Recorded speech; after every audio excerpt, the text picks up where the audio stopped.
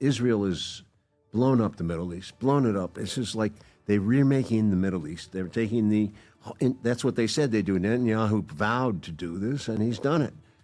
So many of these countries are out of commission now. And now Iran is the fucking next target of this guy, this madman. And we're in his pocket. We have no apparent say in what he's going to do. Netanyahu. What is going on, everybody? Welcome back to Z's Political Couch, where we dive in and you sit back and relax into the unfiltered discussions of politics and power. In today's breakdown, we're tackling one of the most explosive topics out there, Israel's role in the Middle East, particularly how Netanyahu's action and the influence of AIPAC are reshaping global politics. We're going to tear into the neocon agenda and look at the troubling connection between dual citizenship and the U.S. Congress and Israel's lobbying machine. As the debate unfolds, it's clear that Netanyahu's influence is unchecked and his control over American policy is absolutely undeniable. But as always, we need to ask, who benefits from this manipulation? Iran is the next target, and the U.S. is a passive player in the dangerous game. So let's break down this disturbing reality. Is Israel playing the U.S. like a fiddle in the Middle East schemes? And who's really pulling the strings behind the scenes? We're diving into it all. Now let's start this raw analysis. Yes, and AIPAC and all the Israeli mechanism that operates in the United States. Our vote, our Congress means nothing. Netanyahu comes and addresses them 3 times. They stand up like dogs, clapping for everything he says, like dogs. It was disgusting. The most disgusting moment. There's a good point that, these wars in the Middle East, as Wesley Clark pointed out, it's basically the neocon agenda, and a lot of these neocons are dual Israeli citizens, right? And so it's like, who has benefited? We were with Shimon Peres when he said, the Iraq war benefits us. He said that I remember very clearly. He's like, it secures our border against Saddam, right, on the Iraq side. The wars are all, it's as Jeffrey Sachs pointed out, this is all Israel's policy with the Middle East. It's almost like we've basically said, okay, whatever Israel wants in the Middle East, we'll do, up and including the Syria thing, which I'm curious your position. But in the series, we get into this, how much, as we know, we supported creating these Al-Qaeda in Iraq and ISIS groups, right? Jihadists, which we did in Afghanistan, by the way, in the 80s. And we've done it in Libya against Gaddafi, which was insane, right?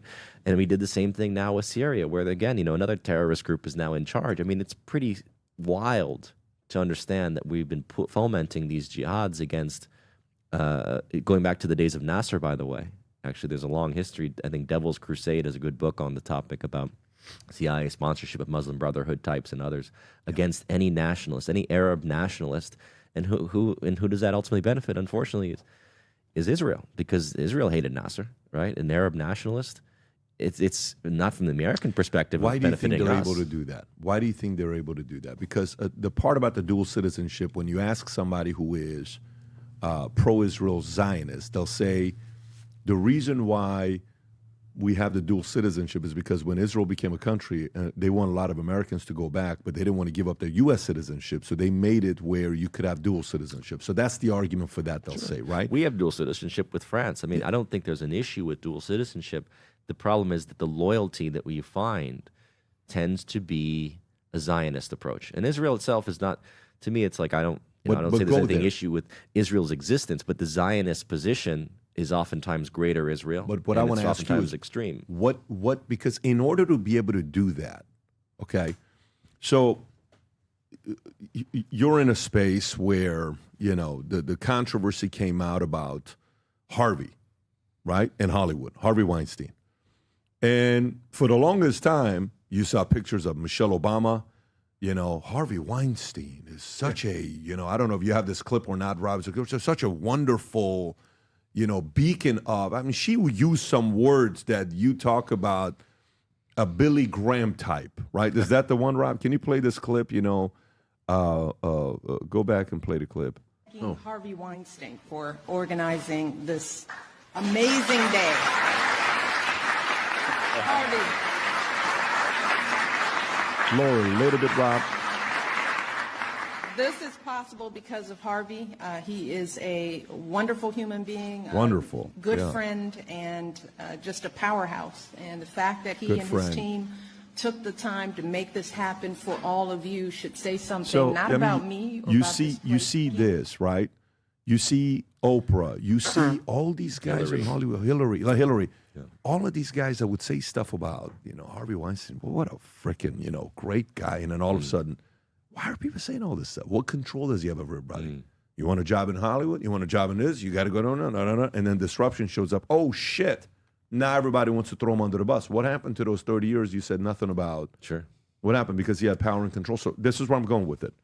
He had leverage. The leverage was, if you want a job, you got to do X, Y, Z for me, and I'm a boss, okay?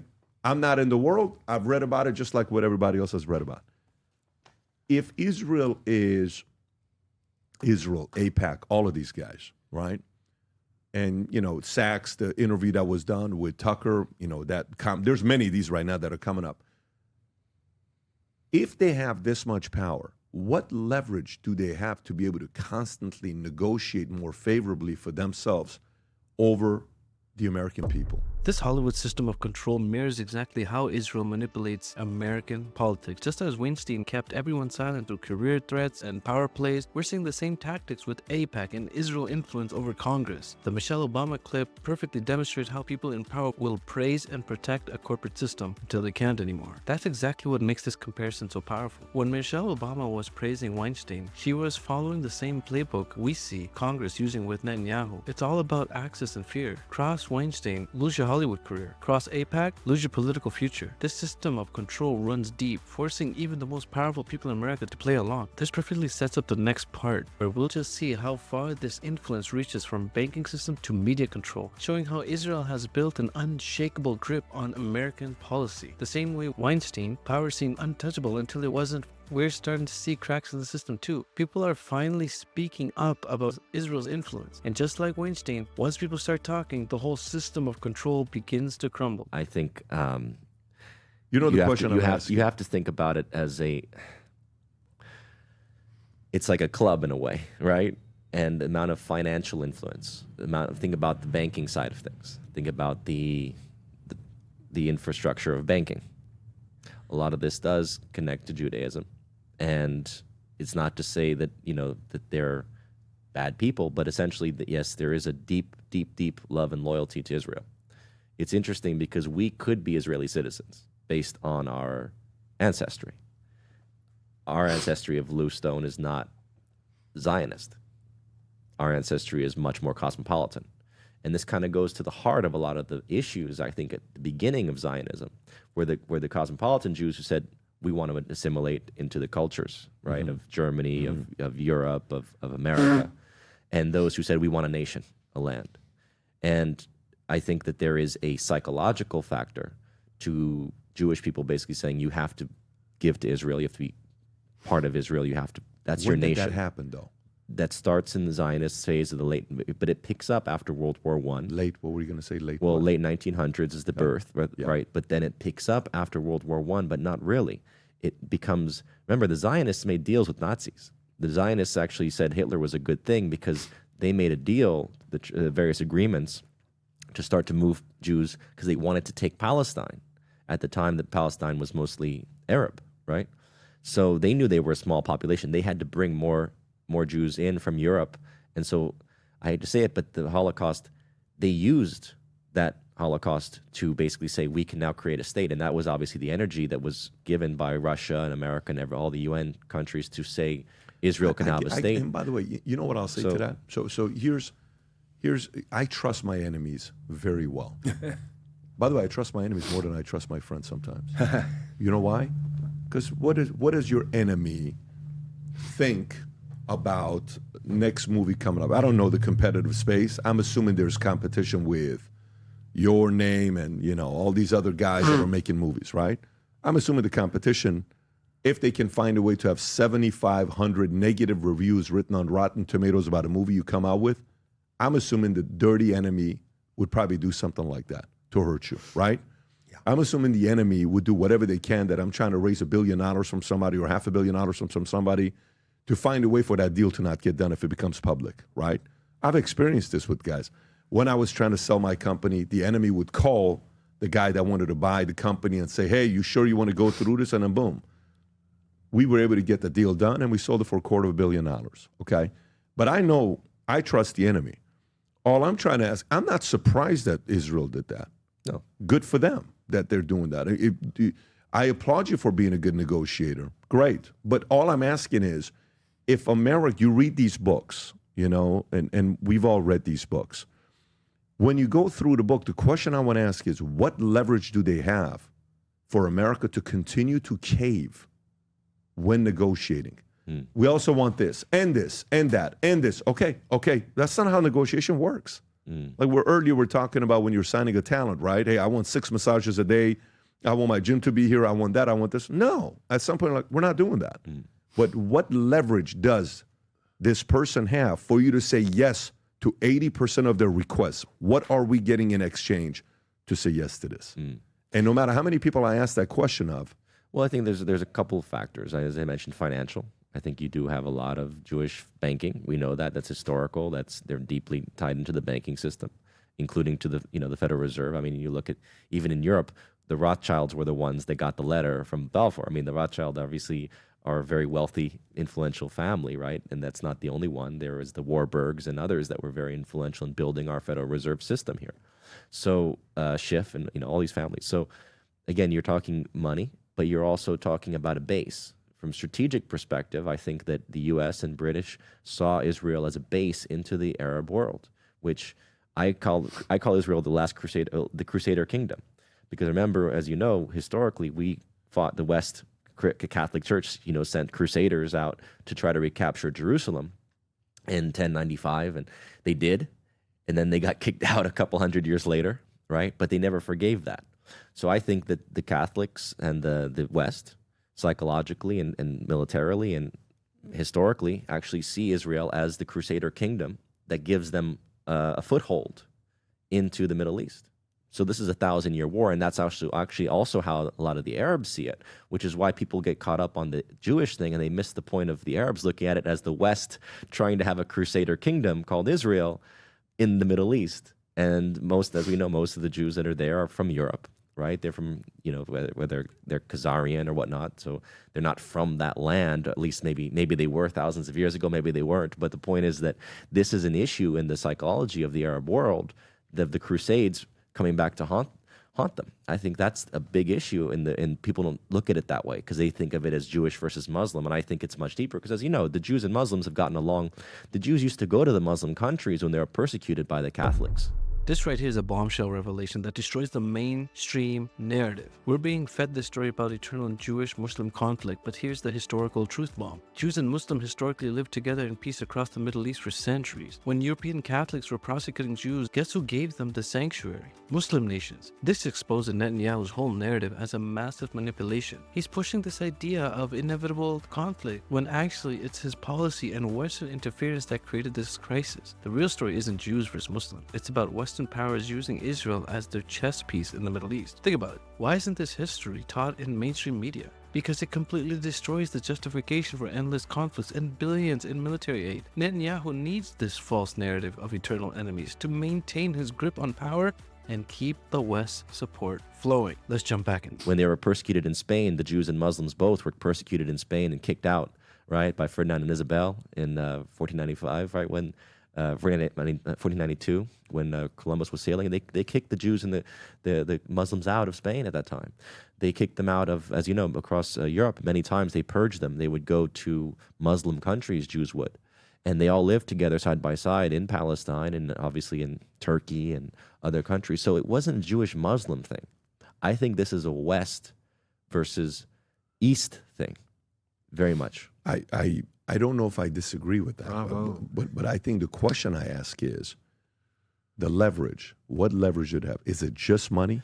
Well, is it really just money? What about AIPAC? You don't mention AIPAC. But even if you go with that, right, and you look at how much AIPAC gives, for example, okay, and again, I'm just playing devil's advocate here to get to the bottom of the You always argument. do. Yeah, and I enjoy that. I think that's the right way to be. But think about Elon Musk, right? Okay. So how much did AIPAC give total contribution 2024? Can you pull that up, Rob? I actually don't know the number. Total, this is what does that according say? to Open Secrets. So pro-Israel, is this AIPAC? 2 Republicans, they gave 2.2 million. 2 Democrats, they gave 2.2 million. Okay. So a total of 4.4 million, and they gave it to pro-Israel PAC candidates. So they give $29,000 more to Republicans than Democrats. Not a big difference. But can you tell me, look up total how much money AIPAC gave to everybody last year. Total money AIPAC gave, okay? In 2024. In 2024. Yeah, just typing in 2024. I actually just want to know, I guess you pulled the first one out. It's the same number? Mm-hmm. Really? So the number is how much? Okay, they gave $2.4 million in lobbying. The amount of contribution they got was $43 million. Okay, that's AIPAC. By the way, I thought the number was in the billions. So $43 million. Can you go type in how much Elon Musk gave Donald Trump to a PAC? Does this include the PAC expenditures, or is PAC excluded from that? So watch this. Elon Musk spends $277 million right. to back Trump and Republican candidates. Realistically, one could say that's 50 times more, right? 55 times more. So again, for me, I really want to know. You're ignoring the concept of influence and how long AIPAC has been around. I don't think it's the right number you're pulling up, because I think, Rob, they spent on PACs $25 million to get rid of Bowman. So that's why I don't think that's the right number. And they type in how much did AIPAC spend to get rid of Bowman. Can you just Google that? Go for it. Well, there you go. These PACs private? I mean, we don't know the numbers on the PACs. Well, the NGOs are the ones that we don't know who the contributors are, right? The NGOs which, okay, there it is, that one right there. AIPAC has spent over $100 million on 2024 elections.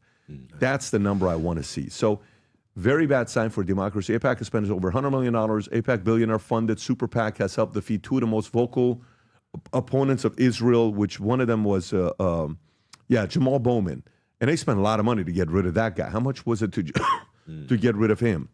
Can you pull up that number? I don't know why I think it was $25 million. Could have been a little bit more than that. But the reason why I'm making this argument is I'm making the argument to say some may not say anything about Elon because maybe Elon is supporting what you support, right? It's like, okay, hey, great. And by the way, I'm pro-Elon. I like what Elon is doing.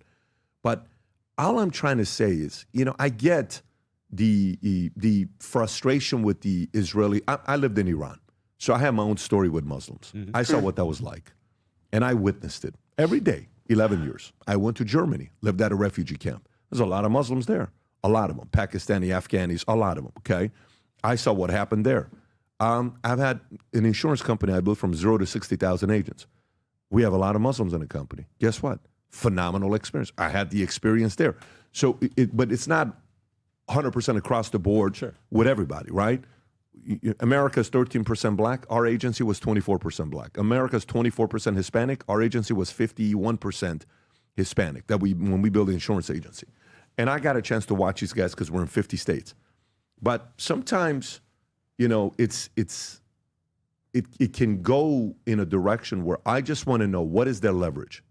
Is the leverage holding people hostage? And that's what it comes down to, folks. From Hollywood to Washington, from AIPAC to Netanyahu, we're seeing the same playbook of power and control being exposed right here on Z's Political Couch. Those $100 million AIPAC's throwing around, that's just the tip of the iceberg in the system of influence that's been running American foreign policy for decades. What we uncovered today on my channel isn't just about Israel. It's about exposing how power really works in America. From those Congress members jumping up like little trained pets for Netanyahu, to the deep banking connections, to the strategic control of Middle Eastern politics. We've pulled back the curtain on all of it. Netanyahu might think he's got America in his pocket, but here at Z's Political Couch, we're not afraid to call it like we see it. The truth about these power dynamic needs to be exposed, and that's exactly what we're doing here. If you're tired of mainstream media sugarcoating these issues and want more raw and filtered analysis like this, make sure to smash that subscribe button and join us on Z's Political Couch. We're dropping truth bombs like this every week, breaking down the real power plays that mainstream media won't touch.